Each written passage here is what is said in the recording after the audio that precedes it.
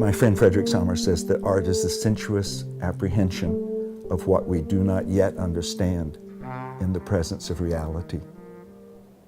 And we can feel that in little ways, and we can feel it as an active participant. And as a participant, you know you're impure. You know you're not original. You're reenacting things that... But in the process of reenacting, it is possible to do something that you have never done. And when you do that, you also have the possibility of doing something that no one else has ever done too.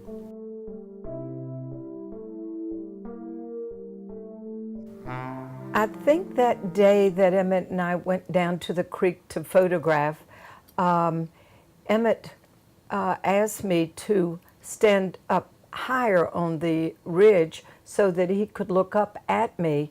And I knew that what he was getting at and looking at was the large stomach, and how the stomach and the top part of the body seemed to be two different parts of me.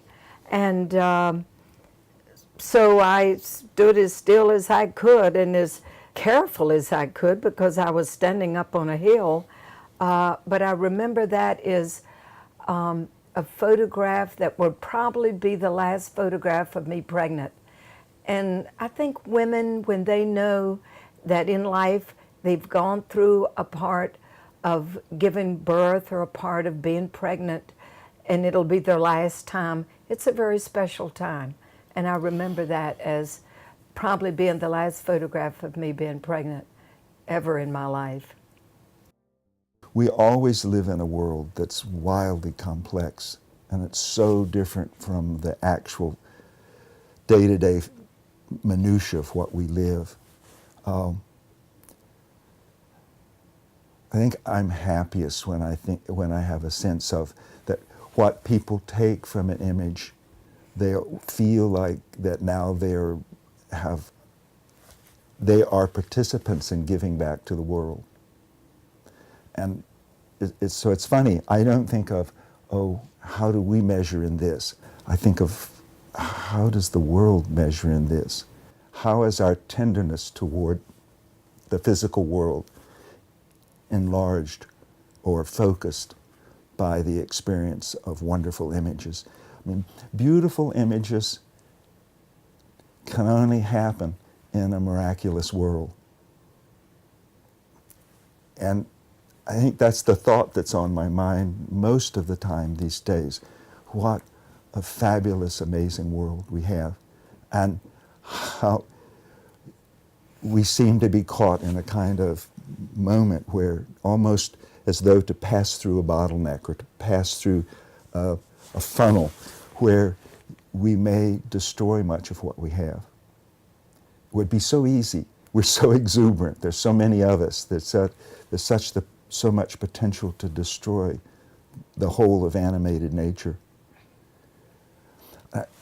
I think it is how we feel about the particular that gets projected onto the universal.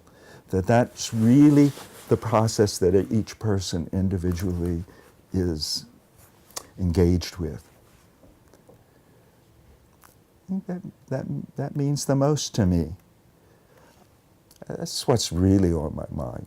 That's if there's a message, and I don't think of myself as a message person, but if there were one, love this world a little more, love your children a whole lot more.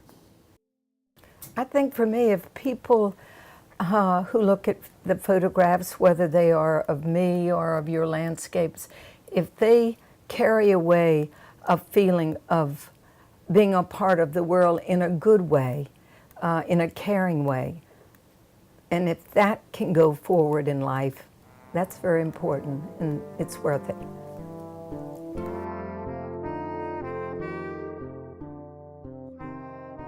Picture making is storytelling.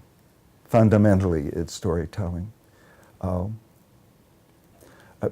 a picture is also wonderful in the sense that no one really knows what it means. The first time that I showed my father my pictures was I had waited a long, long time. I had been a photographer for 15 years, and I had hesitated showing my pictures to my father. My father was a Methodist minister and a very strict, devout, religious person. And I knew that some of the things I was thinking and looking at, he would find offensive. And yet when he finally saw them, it took him a few minutes. He had to breathe a few heavy breaths. And a neighbor actually asked him, he says, "Oh, aren't you excited about your son?" And he said, "I've been thinking about it. When you take the Testaments, the Old and the New, it covers everything." And as the child of a religious person, I knew what that meant. He was saying, there, in the telling of the story of life, there is nothing that can be left out.